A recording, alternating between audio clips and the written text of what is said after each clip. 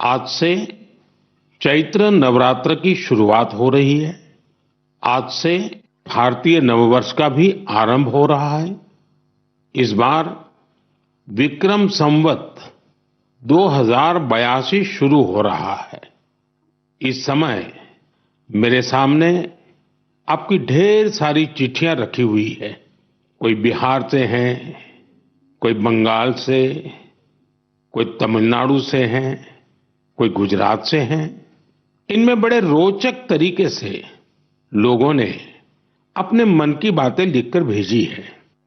कई सारी चिट्ठियों में शुभकामनाएं भी हैं, बधाई संदेश भी हैं।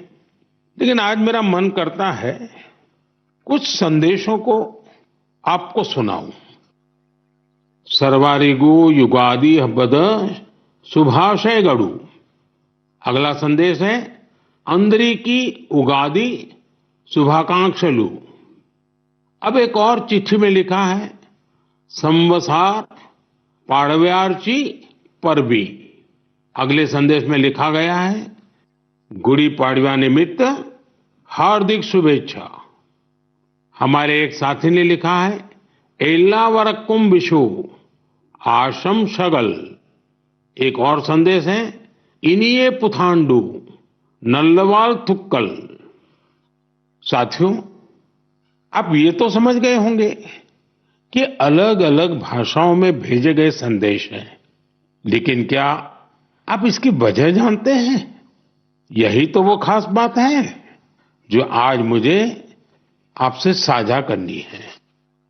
हमारे देश के अलग अलग राज्यों में आज और अगले कुछ दिनों में नववर्ष शुरू हो रहे हैं और ये सभी संदेश नववर्ष और विभिन्न पर्वों की बधाइयों के हैं। इसलिए मुझे अलग अलग भाषाओं में लोगों ने शुभकामनाएं भेजी हैं। साथियों, आज कर्नाटका में, आंध्र प्रदेश, तेलंगाना में उगादी का पर्व बहुत धूमधाम से मनाया जा रहा है। आज ही महाराष्ट्र में गुड़ी पड़वा मनाया जा रहा है। विविधता भरे हमारे देश में अलग अलग राज्यों में अगले कुछ दिन में असम में रोंगाली बिहू, बंगाल में पोइला बोईशाख, कश्मीर में नवरेह का उत्सव मनाया जाएगा। इसी तरह 13 से 15 अप्रैल के बीच देश के अलग अलग हिस्सों में त्योहारों की जबरदस्त धूम दिखेगी। इसे लेकर भी उत्साह का माहौल है और ईद का त्योहार तो आ ही रहा है। यानी ये पूरा महीना त्योहारों का है, पर्वों का है।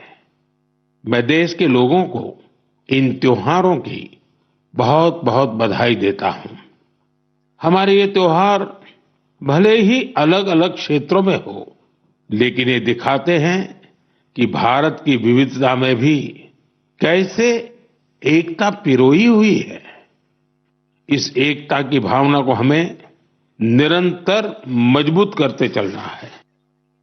साथियों, जब परीक्षाएं आती हैं तो युवा साथियों के साथ मैं परीक्षा पे चर्चा करता हूं। अब परीक्षाएं हो चुकी हैं। बहुत सारे स्कूलों में तो दोबारा क्लास शुरू होने की तैयारी हो रही है। इसके बाद गर्मी की छुट्टियों का समय भी आने वाला है। साल के इस समय का बच्चों को बहुत इंतजार रहता है। मुझे तो अपने बचपन के दिन याद आ गए जब मैं और मेरे दोस्त दिन भर कुछ न कुछ उत्पात मचाते रहते थे, लेकिन साथ ही हम कुछ कंस्ट्रक्टिव भी करते थे, सीखते भी थे। गर्मियों के दिन बड़े होते हैं। इसमें बच्चों के पास करने को बहुत कुछ होता है। ये समय किसी नई हॉबी को अपनाने के साथ ही अपने हुनर को और तराशने का भी है। आज बच्चों के लिए ऐसे प्लेटफॉर्म की कमी नहीं जहां वे काफी कुछ सीख सकते हैं। जैसे कोई संस्था टेक्नोलॉजी कैंप चला रही हो तो बच्चे वहां ऐप बनाने के साथ ही ओपन सोर्स सॉफ्टवेयर के बारे में जान सकते हैं। अगर कहीं पर्यावरण की बात हो, थिएटर की बात हो या लीडरशिप की बात हो ऐसे विविध विषय के कोर्स होते रहते हैं, तो उससे भी जुड़ सकते हैं। ऐसे कई स्कूल हैं जो स्पीच या तो ड्रामा सिखाते हैं, ये बच्चों को बहुत काम आते हैं। इन सब के अलावा आपके पास इन छुट्टियों में कई जगह चल रहे वॉलेंटियर एक्टिविटीज, सेवा कार्यों से भी जुड़ने का अवसर है। ऐसे कार्यक्रमों को लेकर मेरा एक विशेष आग्रह है। अगर कोई संगठन, कोई स्कूल या सामाजिक संस्थाएं या तो फिर साइंस सेंटर ऐसी समर एक्टिविटीज करवा रहे हो, तो इसे #मायहॉलिडेज के साथ जरूर शेयर करें। इससे देश भर के बच्चे और उनके माता पिता को इनके बारे में आसानी से जानकारी मिल सकेगी। मेरे युवा साथियों, मैं आज आपसे माय भारत के उस खास कैलेंडर की भी चर्चा करना चाहूंगा जिसे इस समर वेकेशन के लिए तैयार किया गया है। इस कैलेंडर की एक कॉपी अभी मेरे सामने रखी हुई है। मैं इस कैलेंडर से कुछ अनूठे प्रयासों को साझा करना चाहता हूं। जैसे माय भारत के स्टडी टूर में आप ये जान सकते हैं कि हमारे जन औषधि केंद्र कैसे काम करते हैं।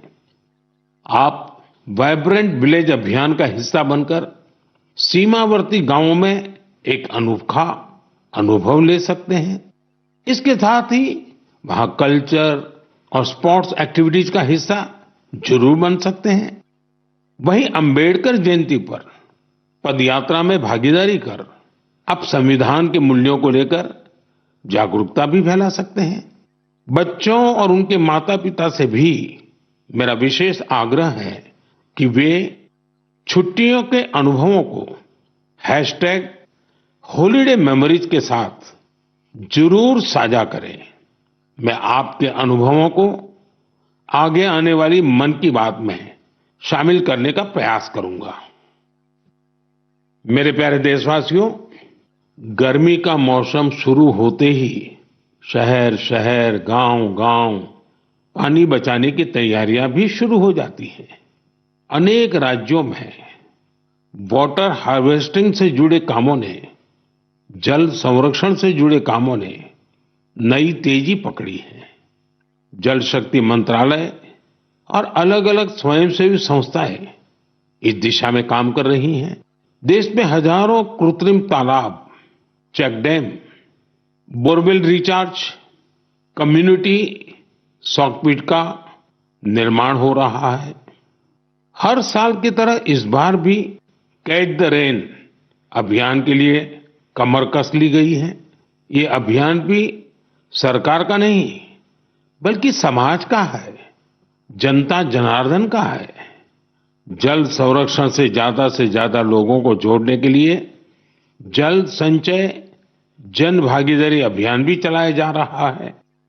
प्रयास यही है कि जो प्राकृतिक संसाधन हमें मिले हैं उसे हमें अगली पीढ़ी तक सही सलामत पहुंचाना है। साथियों, बारिश की बूंदों को संरक्षित करके हम बहुत सारा पानी बर्बाद होने से बचा सकते हैं। पिछले कुछ सालों में इस अभियान के तहत देश के कई हिस्सों में जल संरक्षण के अभूतपूर्व कार्य हुए हैं। मैं आपको एक दिलचस्प आंकड़ा देता हूं। पिछले 7-8 साल में नए बने टैंक, पॉन्ड और अन्य वाटर रिचार्ज स्ट्रक्चर से 11 बिलियन क्यूबिक मीटर, उससे भी ज्यादा पानी का संरक्षण हुआ है। अब आप सोचेंगे कि 11 बिलियन क्यूबिक मीटर पानी कितना पानी होता है।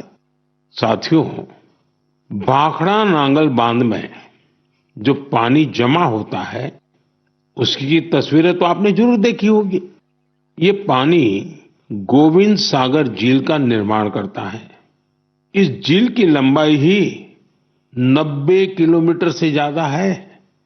इस झील में भी 9-10 बिलियन क्यूबिक मीटर से ज्यादा पानी संरक्षित नहीं हो सकता है। सिर्फ 9-10 बिलियन क्यूबिक मीटर। और देशवासियों ने अपने छोटे छोटे प्रयास से देश के अलग अलग हिस्सों में 11 बिलियन क्यूबिक मीटर पानी के संरक्षण का इंतजाम कर दिया है ना ये शानदार प्रयास।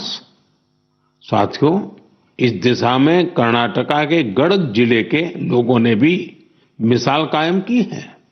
कुछ साल पहले यहाँ के 2 गांवों की झीलें पूरी तरह सूख गई। एक समय ऐसा भी आया जब वहां पशुओं के पीने के लिए भी पानी नहीं बचा। धीरे धीरे झील घास फूस और झाड़ियों से भर गई, लेकिन गांव के कुछ लोगों ने झील को पुनर्जीवित करने का फैसला किया और काम में जुट गए। और कहते हैं ना, जहां चाह वहां राह। गांव के लोगों के प्रयास देखकर आसपास की सामाजिक संस्थाएं भी उनसे जुड़ गई। सब लोगों ने मिलकर कचरा और कीचड़ साफ किया और कुछ समय बाद झील वाली जगह बिल्कुल साफ हो गई। अब लोगों को इंतजार है बारिश के मौसम का। वाकई ये कैच द रेन अभियान का शानदार उदाहरण है। साथियों, आप भी सामुदायिक स्तर पर ऐसे प्रयासों से जुड़ सकते हैं। इस जन आंदोलन को आगे बढ़ाने के लिए आप अभी से योजना जरूर बनाइए।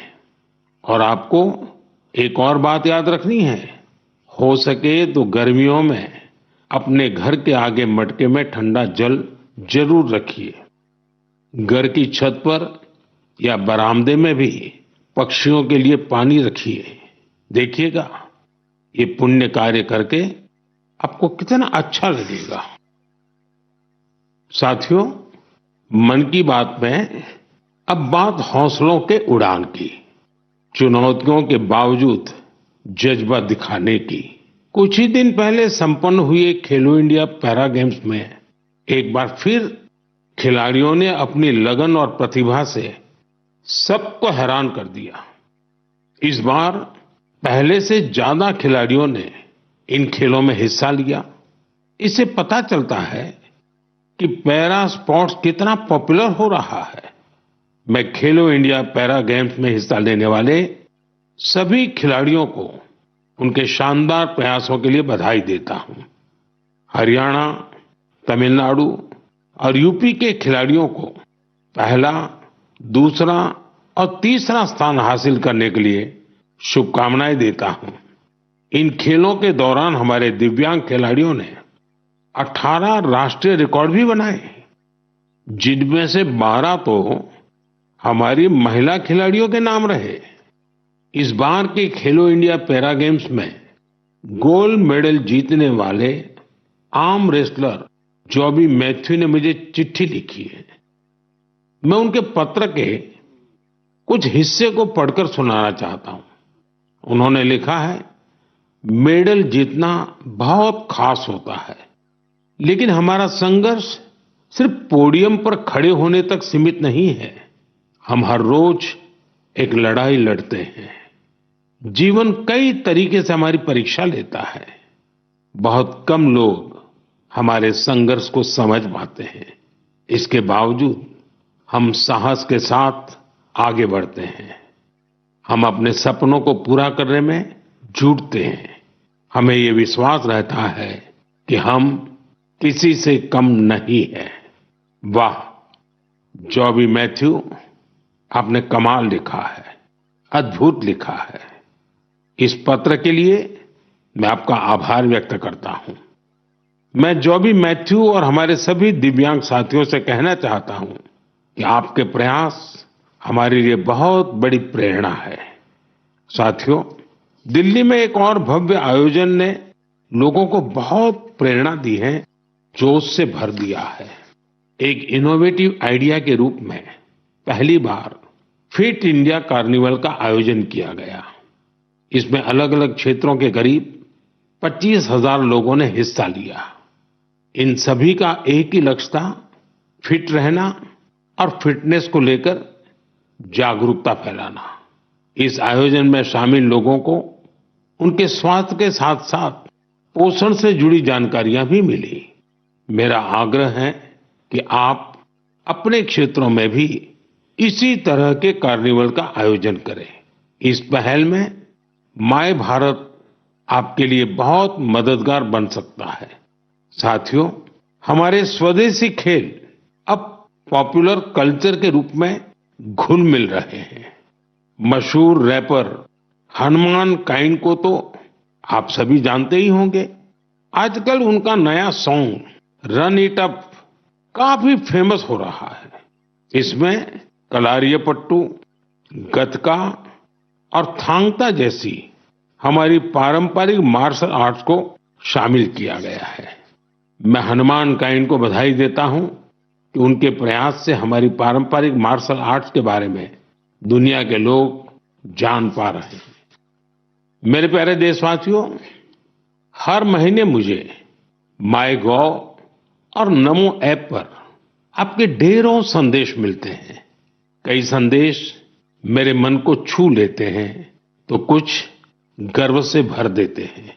कई बार तो इन संदेशों में हमारी संस्कृति और परंपराओं के बारे में अनोखी जानकारी मिलती है। इस बार जिस संदेश ने मेरा ध्यान खींचा उसे मैं आपसे साझा करना चाहता हूं।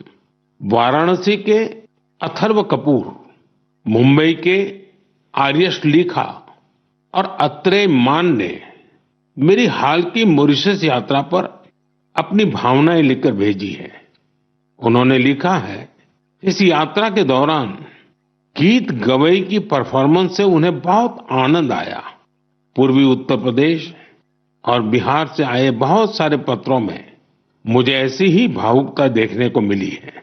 मॉरिशस में गीत गवई की शानदार परफॉर्मेंस के दौरान मैंने वहां जो महसूस किया वो वाकई अद्भुत है। साथियों, जब हम जड़ से जुड़े रहते हैं तो कितना ही बड़ा तूफान आए, तूफान हमें उखाड़ नहीं पाता। आप कल्पना करिए, करीब 200 साल पहले भारत से कई लोग गिरमिटिया मजदूर के रूप में मॉरिशस गए थे। किसी को नहीं पता था कि आगे क्या होगा, लेकिन समय के साथ वे वहां रस बस गए। मॉरिशस में उन्होंने अपनी एक बड़ी पहचान बनाई। उन्होंने अपनी विरासत को सहेज कर रखा और जड़ों से जुड़े रहे। मॉरिशस ऐसा अकेला उदाहरण नहीं है। पिछले साल जब मैं गयाना गया था तो वहां की चौताल परफॉर्मेंस ने मुझे बहुत प्रभावित किया था। साथियों, अब मैं आपको एक ऑडियो सुनाता हूं।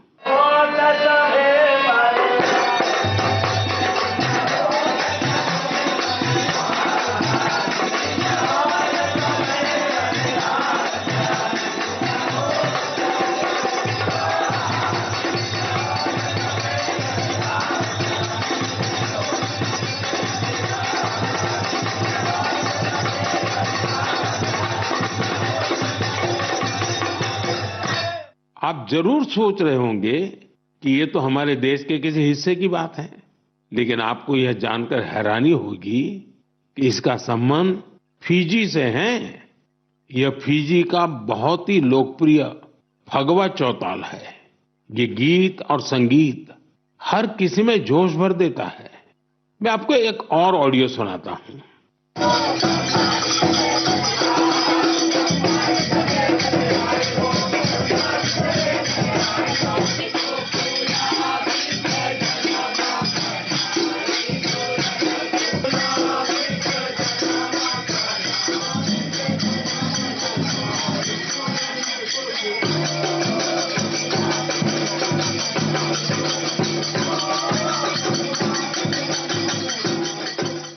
ये ऑडियो सूरीनाम का चौताल है। इस कार्यक्रम को टीवी पर देख रहे देशवासी सूरीनाम के राष्ट्रपति और मेरे मित्र चान संतोखी जी को इसका आनंद लेते हुए देख सकते हैं। बैठक और गानों की यह परंपरा त्रिनिदाद एंड टोबैगो में भी खूब लोकप्रिय है। इन सभी देशों में लोग रामायण खूब पढ़ते हैं। यहाँ फगवा बहुत लोकप्रिय है और सभी भारतीय पर्व त्योहार पूरे उत्साह के साथ मनाए जाते हैं। उनके कई गाने भोजपुरी, अवधी या मिश्रित भाषा में होते हैं। कभी कभार ब्रज और मैथिली का भी उपयोग होता है। इन देशों में हमारी परंपराओं को सहेजने वाले सभी लोग सराहना के पात्र हैं। साथियों, दुनिया में ऐसे कई संगठन भी हैं जो वर्षों से भारतीय संस्कृति को संरक्षित करने का कार्य कर रहे हैं। ऐसा ही एक संगठन है Singapore Indian fine arts society. भारतीय नृत्य, संगीत और संस्कृति को संरक्षित करने में जुटे इस संगठन ने अपने गौरवशाली 75 साल पूरे किए हैं। इस अवसर से जुड़े कार्यक्रम में सिंगापुर के राष्ट्रपति श्रीमान थरमन शनमुगारत्नम जी गेस्ट ऑफ ऑनर थे। उन्होंने इस ऑर्गेनाइजेशन के प्रयासों की खूब सराहना की। मैं इस टीम को अपनी ढेर सारी शुभकामनाएं देता हूं। साथियों, मन की बात में हम देशवासियों की उपलब्धियों के साथ ही अक्सर सामाजिक विषयों को भी उठाते हैं। कई बार चुनौतियों पर भी चर्चा होती है। इस बार मन की बात में मैं एक ऐसी चुनौती के बारे में बात करना चाहता हूं जो सीधे हम सबसे जुड़ी हुई है। ये चुनौती है टेक्सटाइल वेस्ट की। आप सोच रहे होंगे, ये टेक्सटाइल वेस्ट क्या नई बला आ खड़ी हुई है? दरअसल टेक्सटाइल वेस्ट पूरी दुनिया के लिए नई चिंता की एक बड़ी वजह बन गया है। आजकल दुनिया भर में पुराने कपड़ों को जल्द से जल्द हटाकर नए कपड़े लेने का चलन बढ़ रहा है। क्या आपने सोचा है कि जो पुराने कपड़े आप पहनना छोड़ देते हैं, उनका क्या होता है? यही टेक्सटाइल वेस्ट बन जाता है। इस विषय में बहुत सारी ग्लोबल रिसर्च हो रही है। एक रिसर्च में ये सामने आया है, सिर्फ 1% से भी कम टेक्सटाइल वेस्ट को नए कपड़ों में रिसाइकिल किया जाता है। 1% से भी कम। भारत दुनिया का तीसरा ऐसा देश है जहां सबसे ज्यादा टेक्सटाइल वेस्ट निकलता है। यानी चुनौती हमारे सामने भी बहुत बड़ी है। लेकिन मुझे खुशी है कि हमारे देश में इस चुनौती से निपटने के लिए कई सराहनीय प्रयास किए जा रहे हैं। कई भारतीय स्टार्टअप्स ने टेक्सटाइल रिकवरी फैसिलिटीज पर काम शुरू किया है। कई ऐसी टीमें हैं जो कचरा बीनने वाले हमारे भाई बहनों के सशक्तिकरण के लिए भी काम कर रही हैं। कई युवा साथी सस्टेनेबल फैशन के प्रयासों में जुड़े हैं। वे पुराने कपड़ों और जूते चप्पलों को रिसाइकल कर जरूरतमंदों तक पहुंचाते हैं। टेक्सटाइल वेस्ट से सजावट की चीजें, हैंडबैग, स्टेशनरी और खिलौने जैसी कई वस्तुएं बनाई जा रही हैं। कई संस्थाएं आजकल सर्कुलर फैशन ब्रांड को पॉपुलर बनाने में जुटी हैं। नए नए रेंटल प्लेटफॉर्म भी खुल रहे हैं जहां डिजाइनर कपड़े किराए पर मिल जाते हैं। कुछ संस्थाएं पुराने कपड़े लेकर उसे दोबारा उपयोग करने लायक बनाती हैं और गरीबों तक पहुंचाती हैं। साथियों, टेक्सटाइल वेस्ट से निपटने में कुछ शहर भी अपनी नई पहचान बना रहे हैं। हरियाणा का पानीपत टेक्सटाइल रिसाइकलिंग के ग्लोबल हब के रूप में उभर रहा है। बेंगलुरु भी इनोवेटिव टेक सॉल्यूशंस से अपनी एक अलग पहचान बना रहा है। यहाँ आधे से ज्यादा टेक्सटाइल वेस्ट को जमा किया जाता है, जो हमारे दूसरे शहरों के लिए भी एक मिसाल है। इसी प्रकार तमिलनाडु का तिरुपुर वेस्ट वाटर ट्रीटमेंट और रिन्यूएबल एनर्जी के माध्यम से टेक्सटाइल वेस्ट मैनेजमेंट में जुटा हुआ है। मेरे प्यारे देशवासियों, आज फिटनेस के साथ साथ काउंट का बड़ा रोल हो गया है। एक दिन में कितने स्टेप्स चले, इसका काउंट। एक दिन में कितनी कैलोरीज खाई, इसका काउंट।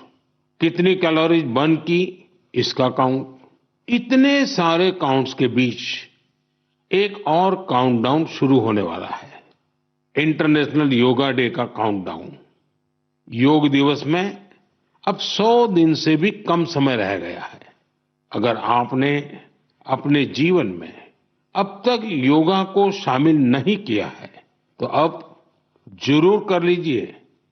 अभी देर नहीं हुई है। 10 साल पहले 21 जून 2015 को पहला अंतर्राष्ट्रीय योग दिवस मनाया गया था। अब तो इस दिन ने योग के एक विराट महोत्सव का रूप ले लिया है। मानवता को भारत की ओर से यह एक ऐसा अनमोल उपहार है जो भविष्य की पीढ़ी के बहुत काम आने वाला है। साल 2025 के योग दिवस की थीम रखी गई है yoga for one earth one health, यानी हम योग के जरिए पूरे विश्व को स्वस्थ बनाने की कामना करते हैं। साथियों, यह हम सबके लिए गर्व करने वाली बात है कि आज हमारे योग और ट्रेडिशनल मेडिसिन को लेकर पूरी दुनिया में जिज्ञासा बढ़ रही है। बड़ी संख्या में युवा योग और आयुर्वेद को वेलनेस का एक बेहतरीन माध्यम मानकर इसे अपना रहे हैं। अब जैसे साउथ अमेरिका का देश चिली है, वहां आयुर्वेद तेजी से लोकप्रिय हो रहा है। पिछले साल मैं ब्राजील की यात्रा के दौरान चिली के राष्ट्रपति से मिला था। आयुर्वेद की इस पॉपुलैरिटी को लेकर हमारे बीच काफी चर्चा हुई थी। मुझे सोमोस इंडिया नाम की टीम के बारे में पता चला है। स्पेनिश में इसका अर्थ है वी आर इंडिया। यह टीम करीब 1 दशक से योग और आयुर्वेद को बढ़ावा देने में जुटी है। उनका फोकस ट्रीटमेंट के साथ साथ एजुकेशनल प्रोग्राम्स पर भी है। वे आयुर्वेद और योग से संबंधित जानकारियों को स्पेनिश लैंग्वेज में ट्रांसलेट भी करवा रहे हैं। सिर्फ पिछले वर्ष की बात करें तो उनके अलग अलग इवेंट्स और कोर्सेज में करीब 9,000 लोगों ने हिस्सा लिया था। मैं इस टीम से जुड़े सभी लोगों को उनके इस प्रयास के लिए बहुत बहुत बधाई देता हूं। मेरे प्यारे देशवासियों, मन की बात में अब एक चटपटा सा और अटपटा सा सवाल। आपने कभी फूलों की यात्रा के बारे में सोचा है? पेड़ पौधों से निकले कुछ फूलों की यात्रा मंदिरों तक होती है। कुछ फूल घर को सुंदर बनाते हैं, कुछ इत्र में घुलकर हर तरफ खुशबू फैलाते हैं। लेकिन आज मैं आपको फूलों की एक और यात्रा के बारे में बताऊंगा। आपने महुआ के फूलों के बारे में जरूर सुना होगा। हमारे गांवों और खास करके आदिवासी समुदाय के लोग इसके महत्व के बारे में अच्छी तरह जानते हैं। देश के कई हिस्सों में महुआ के फूलों की यात्रा अब एक नए रास्ते पर निकल पड़ी है। मध्य प्रदेश के छिंदवाड़ा जिले में महुआ के फूल से कुकीज बनाए जा रहे हैं। राजाखो गांव की 4 बहनों के प्रयास से ये कुकीज बहुत लोकप्रिय हो रहे हैं। इन महिलाओं का जज्बा देखकर एक बड़ी कंपनी ने इन्हें फैक्ट्री में काम करने की ट्रेनिंग दी। इनसे प्रेरित होकर गांव की कई महिलाएं इनके साथ जुड़ गई हैं। इनके बनाए महुआ कुकीज की मांग तेजी से बढ़ रही है। तेलंगाना के आदिलाबाद जिले में भी 2 बहनों ने महुआ के फूलों से नया एक्सपेरिमेंट किया है। वो इनसे तरह तरह के पकवान बनाती हैं, जिन्हें लोग बहुत पसंद करते हैं। उनके पकवानों में आदिवासी संस्कृति की मिठास भी है। साथियों, मैं आपको एक और शानदार फूल के बारे में बताना चाहता हूं और इसका नाम है कृष्ण कमल। क्या आप गुजरात के एकता नगर में स्टैच्यू ऑफ यूनिटी को देखने गए हैं? स्टैच्यू ऑफ यूनिटी के आसपास आपको ये कृष्ण कमल बड़ी संख्या में दिखेंगे। ये फूल पर्यटकों का मन मोह लेते हैं। ये कृष्ण कमल एकता नगर के आरोग्य वन, एकता नर्सरी, विश्व वन और मियावाकी फॉरेस्ट में आकर्षण का केंद्र बन चुके हैं। यहाँ योजनाबद्ध तरीके से लाखों की संख्या में कृष्ण कमल के पौधे लगाए गए हैं। आप भी अपने आसपास देखेंगे तो आपको फूलों की दिलचस्प यात्राएं दिखेगी। आप अपने क्षेत्र में फूलों की ऐसी अनोखी यात्रा के बारे में मुझे भी लिखिएगा। मेरे प्यारे साथियों, आप मुझे हमेशा की तरह अपने विचार, अनुभव और जानकारियां साझा करते रहें।